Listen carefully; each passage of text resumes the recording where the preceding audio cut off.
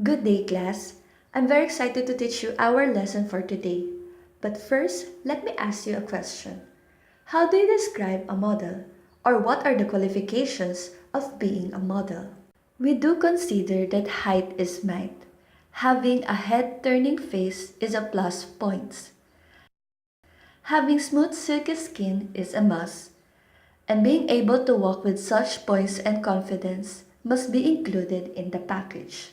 But what about this lady here? This is Winnie Harlow, 24 years old, darling with prominent vitiligo, and was chosen to be the face of Diesel and Desigual, one of the famous clothing shops in the US. Our lesson for today is about more than just a pretty face at the Book of Esther. Let me introduce you to Queen Esther. She is also known as Hadassah, her Hebrew name meaning myrtle tree and compassion. She is a Jewish woman, a cousin of Mordecai, and one of the candidates to become a queen.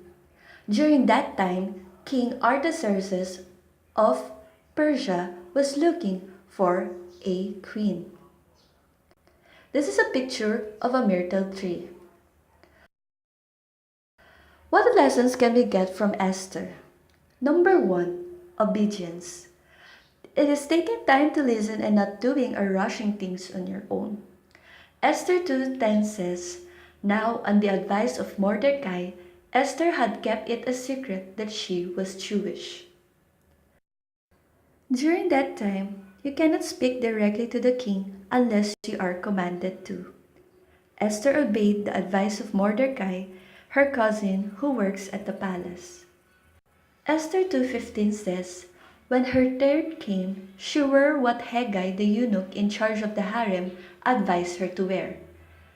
Esther 2:20 says, Mordecai had told her not to tell anyone, and she obeyed him in this, just as she had obeyed him when she was a little girl under his care. Obedience counts. Being able to obey at an early age counts and manifests submission. The second lesson that we can get from Esther is that performing your purpose. Your role in a situation is significant. Esther 4:14 says, Yet who knows, maybe it was for a time like this that you were made queen, Mordecai told Esther. There is purpose in everything, and by fulfilling it, confusing situations become comforting moments. The third lesson that we can get from Esther is that she hurries to pray and thinks selflessly. Esther 7:4 says, My people and I have been sold for slaughter. If it were nothing more serious than being sold into slavery, I would have kept quiet and not bothered you about it.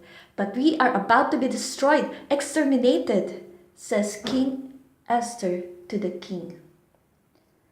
Being concerned for others doesn't put us to the bottom rock, but instead places us to the peak of their hearts. Before our discussion ends, let's take a look to the 3 lessons that we can get from the book of Esther. Number 1. Obedience. Obedience at an early age counts and manifests submission. Number 2.